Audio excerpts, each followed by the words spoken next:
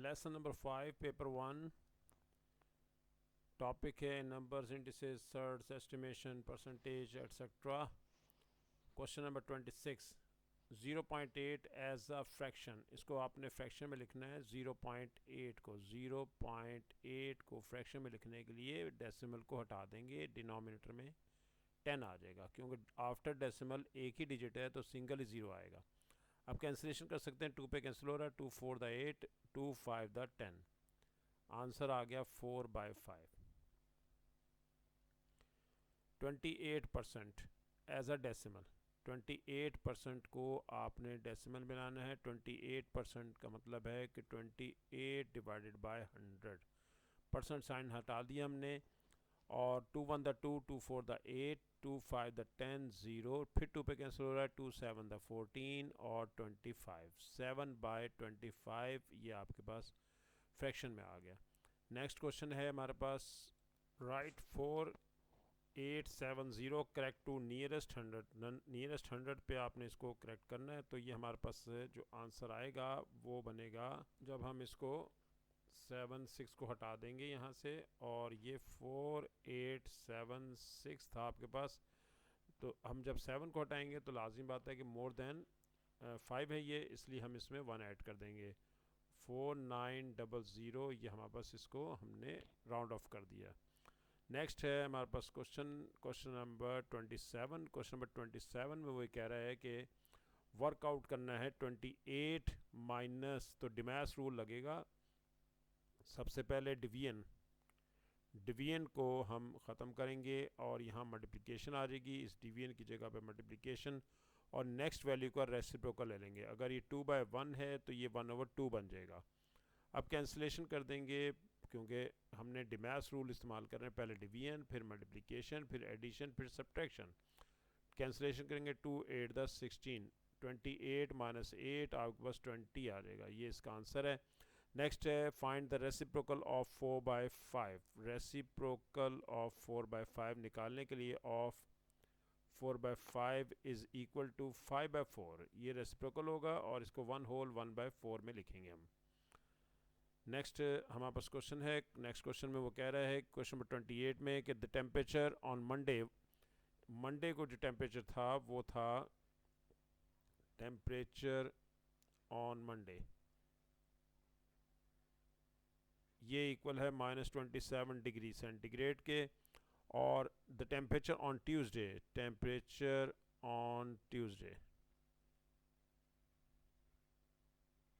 ये इक्वल है 15 degree centigrade के।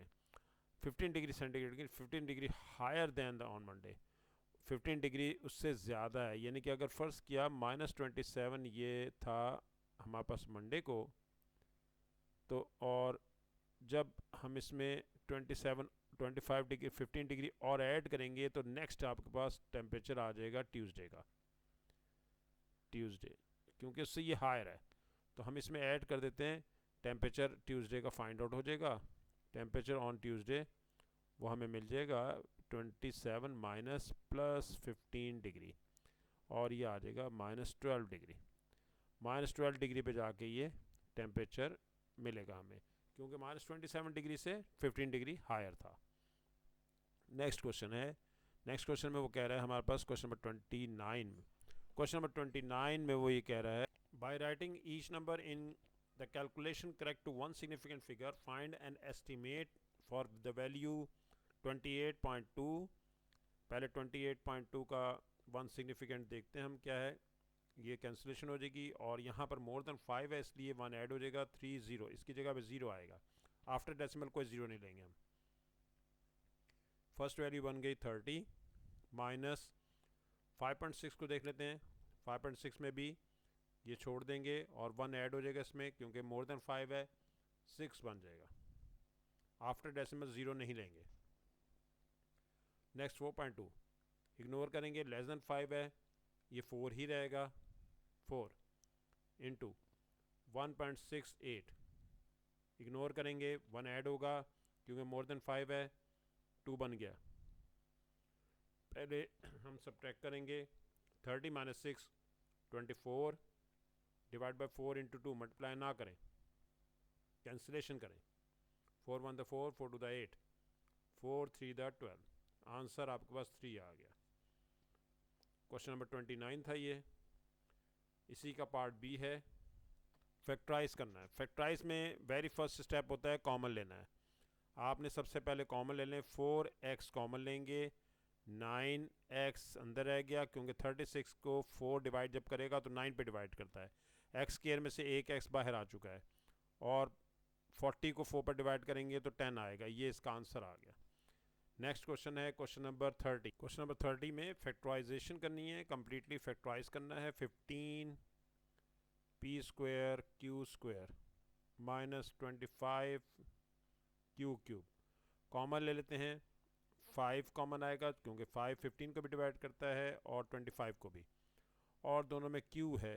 q में जो लीस्ट पावर है वो स्क्वायर है, वो कॉमन ले लेते हैं।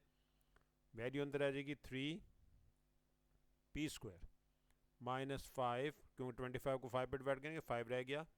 q क्यूब में से q स्क्वायर बाहर आ चुका है तो अंदर सिर्फ q रह जाएगा। यही इसका आंसर है। नेक्स्ट हमारे पास क्वेश्चन है पार्ट बी, ये भी फैक्टराइज करना है कम्प्लीटली हमें इसको, और हम इसकी वैल्यू को पहले एडजस्ट कर, हम इसमें से पेयर वाइज कॉमन लेंगे क्योंकि 4 टर्म्स हैं यहाँ पर।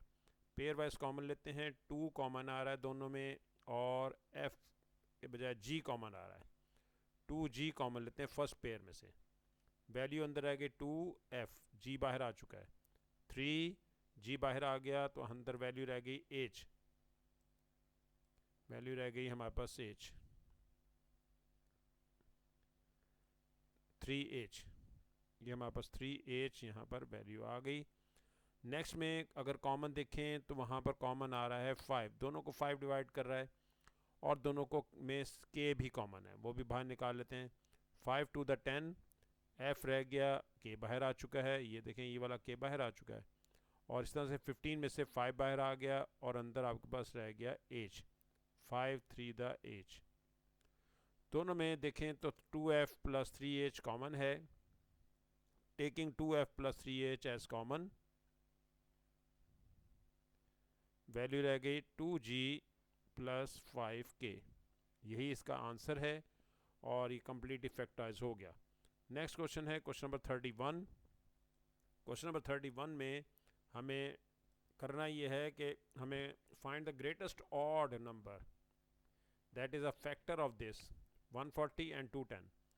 पहले 140 को के हम प्राइम फैक्टर्स निकालते हैं, 2 पे डिवाइड करते हैं 2 7 0, फिर 2 पे डिवाइड करें 2 3 6 2 5 10। अब आप क्योंकि यहाँ पर ना 3 पे डिवाइड हो रहा है ना 2 पे, तो अब हम इसको 5 पे करते हैं, 5 7 दा और 7 1 दा। 140 के प्राइम फैक्टर्स आ गए, product of prime factors 2 power 2 into 5 into 7। अब निकालते हैं 210 के, 210 2 पे डिवाइड करना है, 2 1 दा 2 2 5 दा 10। सिमिलरली 5 पे डिवाइड होगा, 5 2 दा 10 5 1 दा 5। 3 पे डिवाइड होगा, 3 7 21 एंड 7 1 दा 7। आपके पास 210 के आंसर आ गए 2 multiply by 3 multiply by 5 multiply by 7। अब कॉमन चेक करें, इनमें कॉमन ये है 2 कॉमन, और 5 भी कॉमन, और 7 भी कॉमन। इनमें ग्रेटेस्ट के लिए हम लीस्ट पावर लेते हैं, और सबसे बड़ी बात है, और दूसरे नंबर पे वो कह रहा है कि ग्रेटेस्ट ऑड नंबर, ग्रेटेस्ट हमें ऑड नंबर रिक्वायर्ड है, क्योंकि हमें उसने कहा है कि ऑड निकालना है, तो इसलिए हम दोनों में जो कॉमन है वो कॉमन लेंगे हम 5, और दोनों में कॉमन 7, 5 7 द 35। 35 एक ऐसा ऑड नंबर है, फैक्टर है, जो इन दोनों को डिवाइड करेगा, 140 को भी और 210 को भी, और ये होगा भी ग्रेटेस्ट। इससे बड़ा कोई भी कॉमन फैक्टर नहीं है हमारे पास जो इसको इन दोनों को डिवाइड करता हो। ये हमने इस तरीके से हमने फाइंड आउट किया है। अगर हम 2 लेते हैं तो वो इवन नंबर बन जाता है, हमें ऑड नंबर चाहिए था। नेक्स्ट हमारे पास क्वेश्चन है क्वेश्चन नंबर 32। क्वेश्चन नंबर 32 में वो कह रहा है कैलकुलेट करें, आपने इसको कैलकुलेट करना है, और 343 का क्यूब रूट माइनस 40.96, और ये हमें इसको कैलकुलेट करना है। हम सबसे पहले इसमें वो नंबर तलाश करेंगे जिसका क्यूब लेने से 343 आता हो। अब ये देखें 343 माइनस 40.96, इसको हम बाद में देखते हैं, पहले 343 2 पावर 3 8 होगा, 2 को 2 से 3 टाइम्स मल्टीप्लाई करेंगे तो आंसर 8 आएगा। इस तरह से 3 पावर 3 चेक करें, 3 power 3 3 multiply by 3 multiply by 3 27 होता है। 4 पावर 3 64 होगा, और 5 पावर 3 125 होगा, 6 पावर 3 216 होगा, और 7 पावर 3 343 होगा। 7 मल्टीप्लाई 7 मल्टीप्लाई 7, ये आएगा 343। ये हम इसकी जगह पर यहाँ लिख लेते हैं 7 पावर 3, और रेडिकल साइन को हम 1/3 कर देंगे। जो भी कोई यहाँ नंबर दिया होता है वही आपके पास 1 हो जाता है। सिमिलरली आगे भी ऐसे ही करते हैं। 40.96 से पॉइंट को हटा देते हैं, डेसिमल को, और डिनोमिनेटर में 100 आ जाएगा, और होल पावर 1/2। 7 पावर डबल हो गई, 3 मल्टीप्लाई बाय 1/3, और इसी तरह से ये कैंसिलेशन हो जाएगा, डबल पावर होती मल्टीप्लाई हो जाती है, माइनस ये आपके पास 496 है। तो अगर आप इसको देखते हैं 6.636 होता है, 36 तो करीब तरीन देखते हैं हम इसका स्क्वायर किसका पॉजिटिव। इसको मल्टीप्लाई करके चेक कर लेते हैं। मेरे ख्याल 64 के करीब जो है वो उसका स्क्वायर जो होगा आपके पास 64 का, वो 4 4 10 16, और 4 6 24 24 48 48 और 149 और 36 और 40। ये मैं इस तरीके से मल्टीप्लाई करता हूँ, तो ये हमारे पास 64 का स्क्वायर है। एक बात, दूसरी बात ये कि 100 जो है वो 10 का स्क्वायर है, ऊपर पावर 1/2, हमने 1/2 के लिहाज से दोनों के स्क्वायर्स बनाए हैं। यहाँ रह गया 7, ये डबल पावर है, इसे आपस में मल्टीप्लाई कर देंगे। 110 पावर 2 डबल पावर है, मल्टीप्लाई हो जाएगा, ये भी कैंसिलेशन, ये भी कैंसिल हो गया। 7 माइनस 64/10 आ गया, 7 माइनस 6.4 आ गया। अब आप इसे दोनों को डिफरेंस ले लें, आंसर आ गया 0.6। नेक्स्ट क्वेश्चन है हमारे पास, और पार्ट बी है। पार्ट बी में वो ये कह रहा है कि हमारे पास वैल्यू कैलकुलेट कर दें इसकी। होल पावर है, पहले तो मल्टीप्लाई करते हैं क्योंकि डिमैश रूल लगाते हैं। 192 प्लस 64 हो जाएगा, 16 को जब 4 से मल्टीप्लाई करेंगे 64 होगा, और यहाँ पर आ गया आपके पास 125 1.25। इन्हें ऐड कर देते हैं, 4 और 2 6 हो गया, और 6 और 15 हो गया, और 1 2 56, 205 इसको डेसिमल को हटा देते हैं, डिनोमिनेटर में 100 आ जाएगा।